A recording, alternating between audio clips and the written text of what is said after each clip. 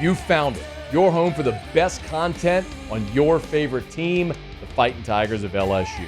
Do us a favor, subscribe to the channel, leave your comments below, and be sure to smash that like button.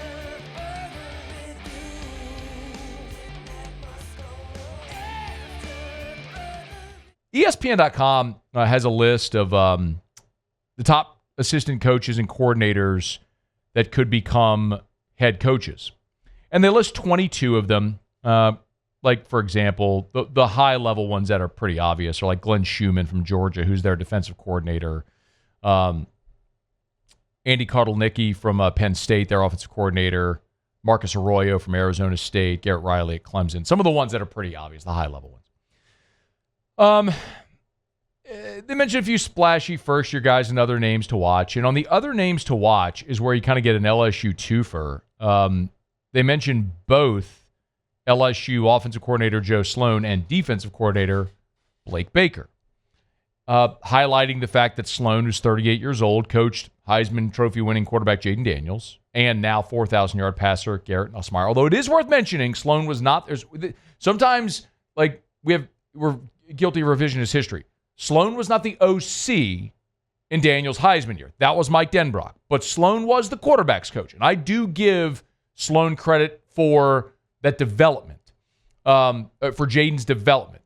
Undeniably, he had him for 2 years in Baton Rouge and helped Jaden come out of some of the bad habits and made him a more accurate passer, which stunningly was actually one of the criticisms at one point of Jaden Daniels. But tons of credit to Sloan for developing Daniels, and obviously last year LSU was top 10 in the country in passing offense under Nussmeier, who threw for 4,000 yards. I think Joe gets a ton of credit for all that.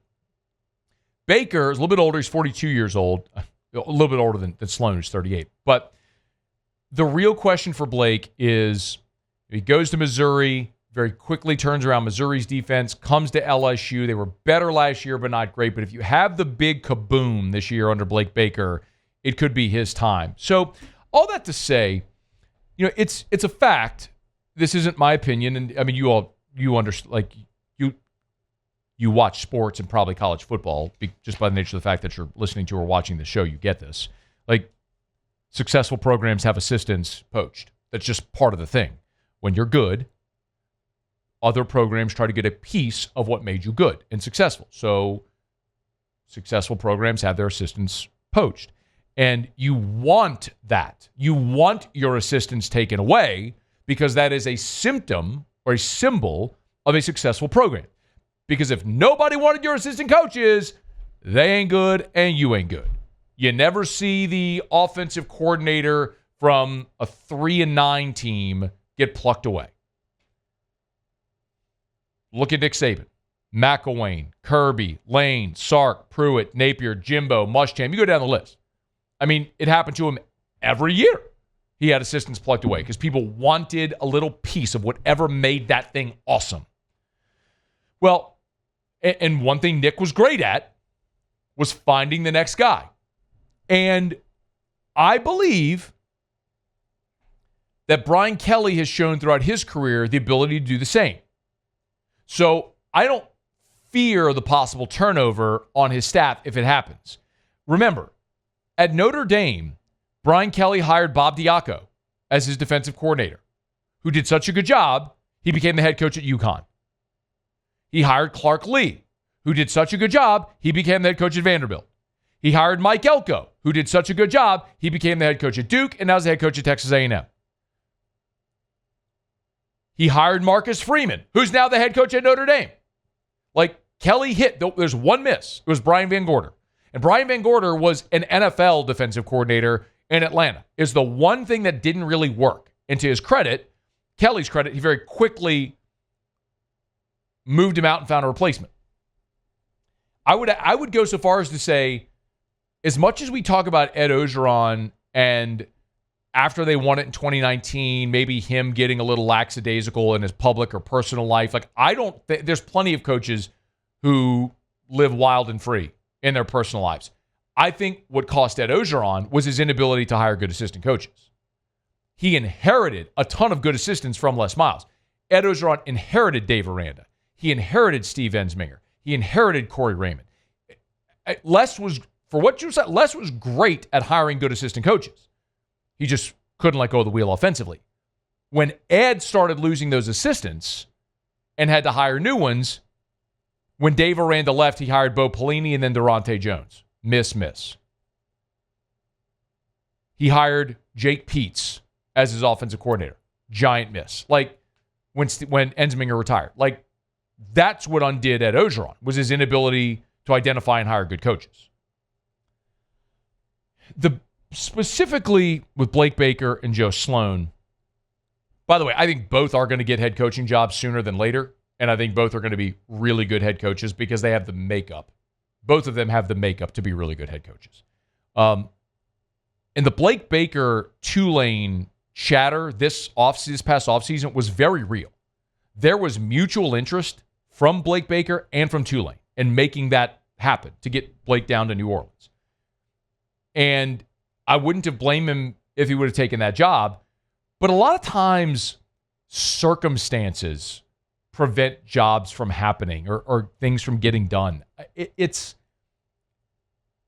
a lot of times there's intention on both sides, but a deal just isn't there to be done. Timing matters so much in life and everything, and certainly is the case in things like this. But I do believe Blake Baker is going to be a head coach. And honestly, if LSU goes and has a great year defensively this year and becomes a playoff team, Blake Baker's star rises dramatically. And instead of looking at a job like Tulane, he's looking at a Power 5 job. I mean, I'll give you the example of Dave Aranda, which is one I always use, where it's like you shouldn't be in a hurry to take any job. You should take the right job. Like Dave Aranda was locked in going to accept the UNLV job after the 2019 season. And there was a lot of family considerations. His family his wife, his family, his children didn't want to leave. But he had verbally accepted that UNLV job. And then it fell apart because his family wanted to stay. And so he stayed. And then a few weeks later, Baylor came calling. And instead of going out to take a bad Mountain West job, he ends up with a job in the Big 12. And in his second year, he wins the league. I mean, it's just a much better job that he got. And sometimes it pays to wait for the right job.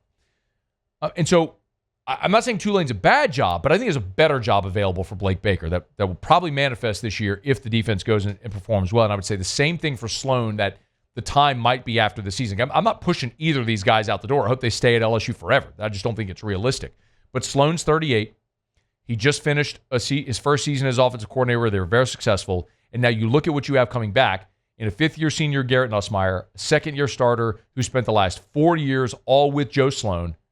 You've got Aaron Anderson and Chris Hilton and Xavier Thomas and Caden Durham all coming back, and you're bringing in Nick Anderson from Oklahoma and Barry Brown from Kentucky. You have all this talent coming in as well as Bauer Sharp. It's going to be an absolute embarrassment of riches offensively.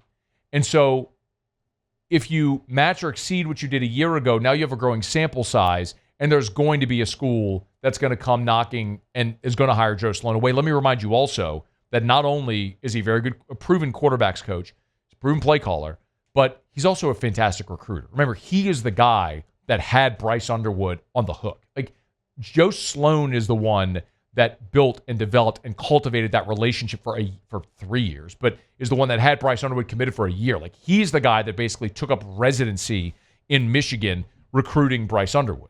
Like, that was him. Listen to all the recruits we have on talk about Joe Sloan, and they'll tell you, they rave about him.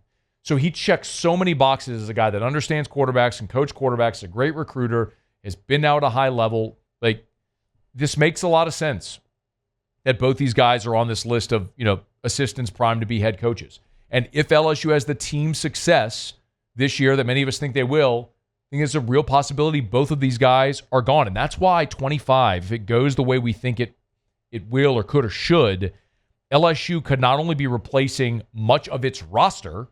Nuss is a senior. You look at all the transfers you brought in that are going to be one-and-done type players. Chris Hilton, Aaron Anderson, Xavier Thomas, like all these guys are going to be out the door after 2025. You're not only going to be replacing a ton of your roster, you could very well be replacing both coordinators as well for 2026, which is why 2025 is such a must, like all-in year for LSU football to get into the playoff and get back into championship contention in 2025, because it is very fair to look and say 2026, you probably expect a regression. And how long does it take to build back up to championship level after that? Hey, thanks so much for watching. Please leave your comments. I love to interact. And be sure to hit the red subscribe button below.